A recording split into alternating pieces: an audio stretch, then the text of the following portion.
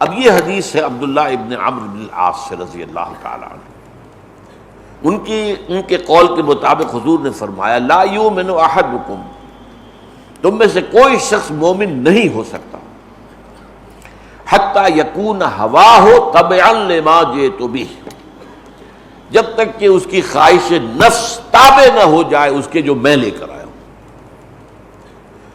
اب اس میں ایک پھر دلچسپی کی بات ہے، یہ لا یؤمن سے 3 حدیثیں بہت معروف اور مشہور ہیں۔ لا یؤمن احدکم حتی اکون احب الیہ من والدہ وولدہ والناس اجمعین، تم میں سے کوئی شخص مومن نہیں ہو سکتا جب تک کہ میں اسے محبوب تر نہ ہو جاؤں، اپنے باپ سے بھی، اپنے بیٹے سے بھی، اور تمام انسانوں سے۔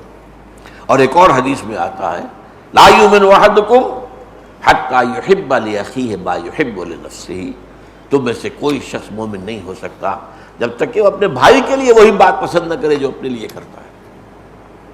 یہ معاملہ جو ہے اس میں یہ کہ ایک تو خود غرضی سے بلند ہو کر، اور دوسری کہ اسی کے تحت در حقیقت دعوت و تبلیغ کا جذبہ یہی تو ہے۔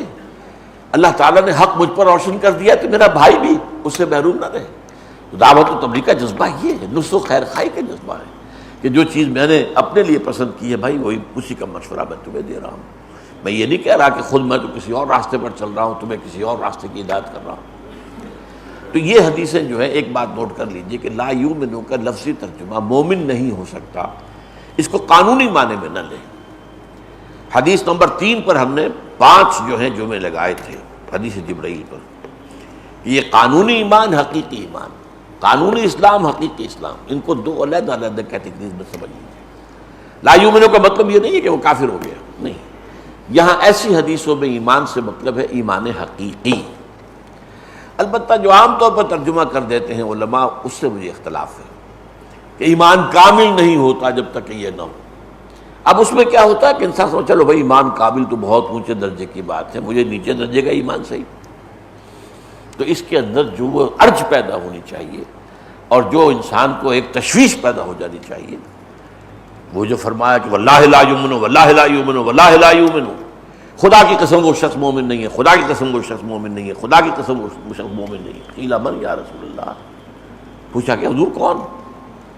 فرمایا الذی لا یامن جارہ بوائقہ، وہ شخص کہ جس کی ایذا رسانی سے اس کا پڑوسی امن میں نہیں ہے۔ اب کوئی گناہ کبیرہ بھی نہیں ہے، یہ ایک کج خلقی کہہ لیجئے، بد اخلاقی کہہ لیجئے، یہ جو انداز ہے اس کو بھی 3 دفعہ قسم کھا کر کاٹو، اس کا مطلب یہ نہیں کہ وہ کافر ہو گیا۔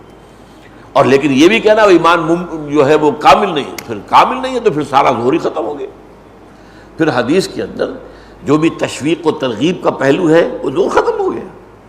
لہذا اس کا ترجمہ یہ ہوگا حقیقتاً مومن نہیں ہے وہ شخص، قانوناً مومن ہونا، مسلمان ہونا اور ہے، وہ اقرار باللسان پر ہے، آپ کہتے ہیں اشہد ان لا الہ الا اللہ واشہد ان محمد رسول اللہ، اور دین کی کسی بنیادی بات کا آپ انکار نہیں کرتے تو آپ مسلمان ہیں، ختم۔ آپ فاسق ہیں، فاجر ہیں، جو بھی ہیں، مسلمان ہیں۔ چوری کریں گے ہاتھ کٹ جائے گا، مسلمان تو رہیں گے۔ زنا کریں گے شادی شدہ ہونے کی حالت میں رجم کر دیے جائیں گے، مسلمان تو رہیں گے، نماز جنازہ تو پڑھی جائے گی۔ تو ایک ہے اسلام یا قانونی ایمان، ایک ہے حقیقی ایمان اور حقیقی ایمان اور حقیقی اسلام، تو ان دونوں میں فرق و تفاوت نہ کرنے سے بہت بڑے مغالطے پیدا ہو جاتے ہیں۔ تو لا یؤمن احدکم حتی یکون ہواہ تبعا لما جئت بہ۔ اب یہاں پر ہوا سے مراد کیا ہے؟ عام طور پر پھر ہوائے نفس کا اضافہ عام طور پر کرتے ہیں، خواہش نفس۔ اب اس کو یوں سمجھیے کہ یہ اس کے 2 درجے ہیں۔ ایک تو خواہش نفس وہ ہے کہ جبلی طور پر انسان کے تقاضے ہیں، یہ بھی تو خواہش نفس ہی ہے۔ یہ اڈ یا لیبیڈو جس کو کہتے ہیں جدید سائیکالوجی میں، یہ فرائڈ کے اصطلاحات ہیں، اڈ یا لیبیڈو، یعنی جبلی طور پر انسان بھوک لگتی ہے کھاتا ہے، اگر اس کے سیکشول ارج ہے تو ٹھیک ہے شادی کرتا ہے یا پھر گناہ میں مبتلا ہوتا ہے۔ اسی طرح آرام بھی انسان کا تقاضا ہے، کچھ نہ کچھ آرام چاہیے اس کو۔ اسی طریقے سے اور انسان کے جبلی تقاضے ہیں، تو ٹھیک ہے جبلی تقاضے بھی نفس میں آئیں گے، لیکن ان کو کنٹرول کرنا ہے، نفس کو کچلنا نہیں ہے۔ نفس کو کچلنا رہبانیت ہے، لا رہبانیت فی الاسلام، اسلام میں رہبانیت نہیں ہے، لیکن نفس کو کنٹرول کرنا وہ در حقیقت اس کی ضرورت ہے۔ تو یہاں پر فرمایا کہ جب تک کہ اس کی خواہش نفس کا دوسرا مرحلہ ایک اور آ جاتا ہے. ایک تو ہے زندہ رہنے کے لیے کھانا کھانا، ایک ہے لذتوں کے لیے انواع و اقسام کے کھانے، کئی کورسز کے جو ہے وہ میلز ہیں. یہ اسراف ہے، یہ لذت نفس جو ہے، یہ ہوائے نفس اب بڑھ رہی ہے، اب آگے جا رہی ہے. کپڑے آپ کی ضرورت ہے، لیکن یہ کہ کپڑوں کے وارڈروب بھرے ہوئے، یہ نہیں، یہ غلط بات ہے.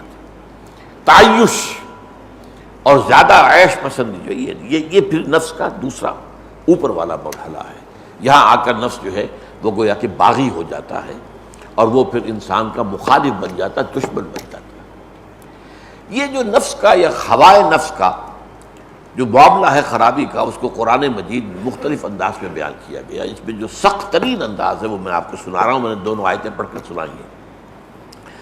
سورہ فرقان میں ہے اَرَأَيْتَ مَنِ اتَّخَذَ إِلَٰهَهُ هَوَاهُ أَفَأَنْتَ تَكُونُ عَلَيْهِمْ وَكِيلًا.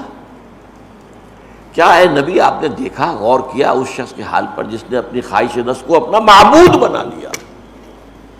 معبود، الہ، زبان سے کہہ رہا ہے لا الہ الا اللہ، اللہ کے سوا کوئی الہ نہیں، اب معبود بنا رکھا ہے، الہ بنا رکھا ہے اپنے نفس کو.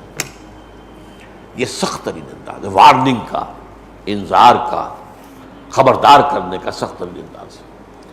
اگر تم خواہش نفس کے غلام ہو گئے، جو خواہش نفس سے پورا کر رہے ہو، یہ دیکھے بغیر کہ حلال ہے یا حرام، تو گویا کہ نفس تمہارا معبود ہے.